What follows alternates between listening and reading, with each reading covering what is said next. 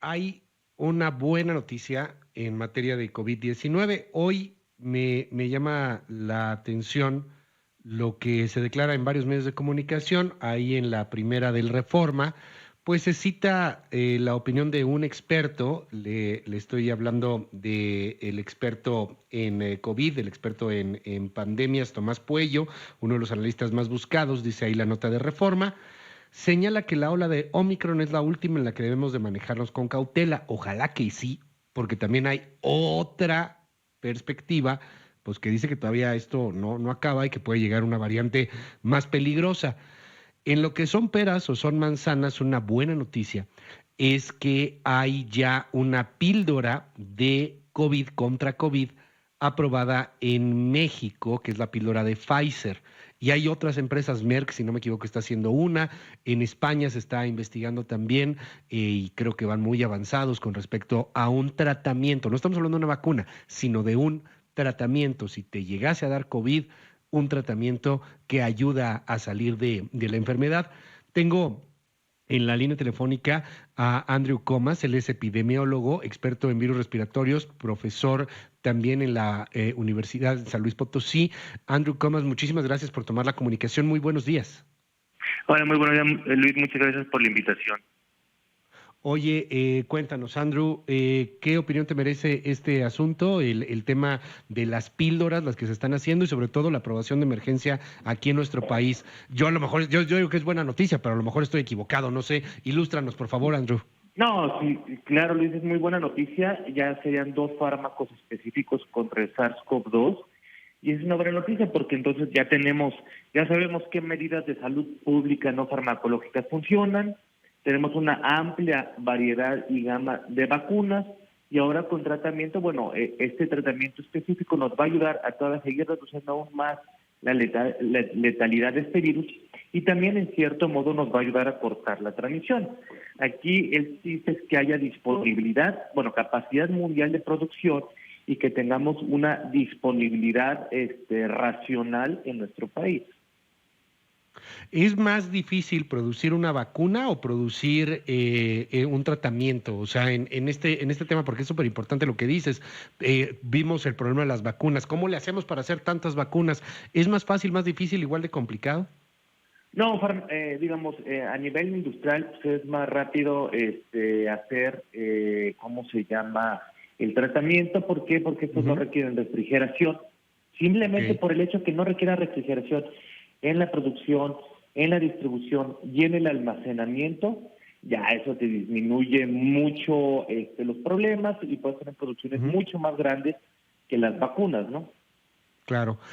Nos ha pasado a quienes hemos tenido influenza, a quienes nos ha llegado a dar el H1, bueno, a mí me dio de hecho el H1N1 en algún momento, y bueno, el Tamiflu es una cosa increíble porque el dolor que uno sentía cuando la influenza me dio 2 veces es horrible, o sea, te sientes muy mal, bueno, te duele hasta bañarte, pero te dan el Tamiflu y en cuestión de minutos, bueno, no de minutos, pero sí de horas, te empiezas a sentir mejor y a los 4 o 3 pastillas, no me acuerdo cuántas era de tratamiento, pues ya prácticamente se elimina. Algo así es hoy este tratamiento de Pfizer, el tratamiento de Merck, ya, o sea, trabaja de esa manera. ¿Qué sabemos hasta el momento, querido Andrew? Sí, sabemos que va a ser algo muy similar, ¿no? Ok. En el sentido de que va a ayudar a cortar los síntomas de transmisión. Tú como lo dices muy bien con lo de Tamiflu, pues tú a las 48 horas que te damos el medicamento, el secretario López-Gatell, creo que fue el martes, dice que solo lo va a tener el medio público y no va a poder adquirirlo en el medio privado. Entonces, esto nos presenta muchos problemas. Uno, otra vez una inequidad, porque ante a una consulta inexistente al IMSS, al ISSSTE o al INSABI para que le den estos antivirales, pues esto no funciona así y esto no va a pasar así. Me llama la atención porque hay ahí quien llega a argumentar que todavía sería como una aprobación en fase de emergencia, como el mismo argumento de las vacunas. O sea, se está aprobando, pero es emergencia y por eso todavía no se puede comercializar. ¿Qué tan cierto hay en esto? ¿Qué tanto tiene una injerencia o una influencia política el asunto de que no se quiera comercializar? ¿Cuánto es de ciencia y cuánto es de política? Sí, claro, aquí esto es de política, porque si no les dan la autorización, vaya, si no les dan el registro sanitario y únicamente le dan la aprobación de emergencia, como hace ya casi un año Pfizer solicitó su licencia y no se la han dado para su vacuna, entonces el medio público, el medio privado no lo puede adquirir. Ujú. ¿Y quién tiene el poder? El gobierno federal. Hoy por Claro. hoy las vacunas se utilizan como un medio de poder y de fines electorales en nuestro país. Lo mismo va a pasar con el antiviral. Pero lo que no Ujú. entiende el secretario del COSEA y el secretario Hugo López Gatell es que al no dar ese registro sanitario, en la vida real la gente no va a tener acceso. Ujú. Simplemente no hay consultas en el medio público. Si no hay consultas para el cardiólogo que se están en 6 meses, ¿cómo van a tener una consulta aguda donde el médico les pueda recetar cualquiera de estos dos fármacos? Es lo que ellos no Claro. entienden. Lo que ellos quieren es el poder. Y me hubiera Ujú. encantado que esto estuviera autorizado cuando Hugo López Gatell estuvo internado en el centro Banamex, porque entonces si él Ujú. hubiera recibido el tratamiento, estaría violando la misma ley o las mismas normas que él está haciendo ahorita. Frente a todo este asunto, bueno, pues se antoja también una serie de amparos y una discusión ahí legal, pero tiene que haber un punto, un momento en el cual se pueda llegar a comercializar de manera privada, ¿no? Con las vacunas tampoco lo hemos visto hasta el momento, doctor. ¿Qué es lo que tendría que pasar? Y lo digo a nivel global, o sea, todavía no puedes comprar una vacuna COVID en algún lugar si tienes el recurso, si lo quieres hacer. Me imagino que todavía falta un tiempo y que esto en algún punto tendrá que estar disponible absolutamente para todos. Así es. Ujú. Simplemente veamos Estados Unidos. Tú puedes ir a cualquier farmacia y te Sí, puedes claro. vacunar. Ujú. Pero aquí no, porque aquí la vacunación es poder. Por algo, a ver, no, tampoco nos hagamos ilusos. En la última elección, en la Ciudad de México, perdieron la mitad del DF de Ciudad de México Morena. Ajá. ¿Cuál es el estado con la mayor cobertura de vacunación? El DF. ¿Cuál es el Ajá. estado que ha empezado primero con la tercera dosis? El DF. ¿Cuál es el estado que primero ha empezado a que ellos sí tienen para comprar pruebas rápidas y ruta que el resto del país no? Es el DF. Esta es una cuestión política. Y lo bueno es que hoy ya Javier Cuello y su bufete ya interpusieron una demanda penal de Hugo López Gatell, Sí. porque eso que está haciendo es criminal. Sí, de hecho, justamente la Fiscalía General de la República debería de indagar y de investigar a Hugo López Gatell, todo esto pues ya de manera judicial, o sea, un juez de control federal especializado ya lo está señalando. Hugo López Gatell tendría que ser indagado por su falta de deber, de cuidado, de negligencia y el debido ejercicio de su función pública. Vamos a ver si esto realmente termina por investigarse.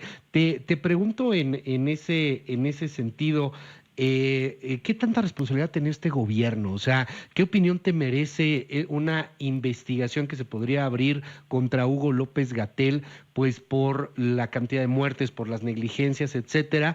Y tomando en consideración también, doctor Andreu Comas, que esto se ha repetido en otros países, aunque de manera distinta. Yo no veo la forma de poder comparar a un Anthony Fauci, que parece que él sí cree un poco más en la ciencia, con un Hugo López Gatell que ha despreciado el uso del cubrebocas, que ha sido pues negligente en muchos aspectos, que ha sido criminal inclusive en algunos, pero también es cierto que allá en los Estados Unidos hay quien quiere llevar a Fauci a la cárcel. Esto se ha Sí. politizado también de una manera con muchos radicalismos en los distintos países. ¿Cómo lo ves como científico, como doctor, como especialista? ¿López Gatell, el gobierno federal, es responsable de muertes o es una pandemia y esto iba a pasar sí o No, sí? sí, sí es responsable de muertes. A ver, en febrero del 2021, la Universidad de California San Francisco del Instituto para Salud Global, dirigido por uno de los grandes saludistas de nuestro país, que está en California, que es el doctor Sepúlveda Amor, sacan un reporte de un estudio de casos sobre México. Y eso, hay una parte muy clara que dice, hasta el momento México lleva, me parece que eran 240,000 muertes, de esas 240,000 muertes, 190,000 son atribuibles a las políticas públicas del gobierno de México.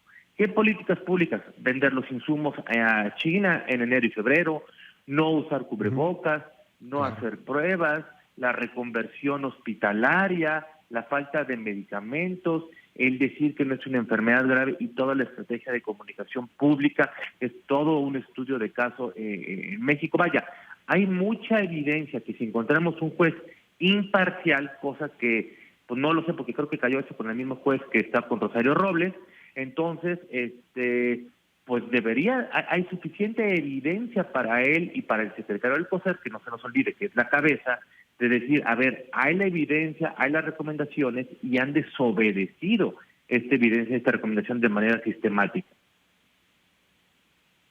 Finalmente, déjame preguntarte, doctor, ¿qué viene en lo que sigue de la pandemia? Hay quien ya dice que este es el final, que el virus ha mutado de tal manera que bueno, pues se ha hecho mucho más contagioso, pero mucho menos letal, que se convertirá en algo endémico. Pero hay también otras versiones, otras visiones que dicen, oiga, no, esto puede ser simplemente una variante más, puede llegar a una que es ultra más, igual de contagiosa, pero también mucho más letal. ¿Tú qué opinas? ¿Por qué visión te inclinas en esta circunstancia? ¿Estamos ya a punto de terminar la pandemia o todavía falta un buen? No estamos a punto de terminar la pandemia. Digo, yo sé que la cabeza del Instituto Paramétrico de Evaluación de la Salud de la Universidad de Washington en Seattle ha dicho que ya Omicron es el último estirón y por ahí han salido otros. No lo creo así porque nunca ha pasado así, ¿sí? Y si nunca ha pasado así, ¿por qué esta sería la primera vez? Digo, tenemos el ejemplo, ¿cuál ha sido la manera de erradicar la viruela o de poner en una esquina a difteria, tosferino, tétanos, sarampión, rubiola, paperas, a través de la vacunación y de estrategias de salud pública? Si nosotros dejamos a libre evolución la pandemia sin una estrategia global de vacunación, en donde hoy por hoy tiene que haber una prioridad mundial para África, y donde entendamos que las personas no pueden entrar a los países si no tienen prueba de COVID, si no están vacunados, y que tenemos que usar cubrebocas por los próximos años, este va a ser el cuento de nunca acabar, porque van a seguir saliendo variantes que escapen al sistema inmune. Si no, mientras no vacunamos a más del 90% de la población, ¿sí? Porque se puede calcular que por esa población estamos para vacunar, pues no va a pasar esto. Necesitamos una iniciativa como la que fue de Polio Plus, gracias a la Fundación Rotarios, de la Fundación Bill y Melinda Gates, que gracias a ellos prácticamente se ha erradicada la polio. Pero mientras tanto, los países de África van a ser el gran epicentro del surgimiento de nuevas variantes de alta transmisión. Claro.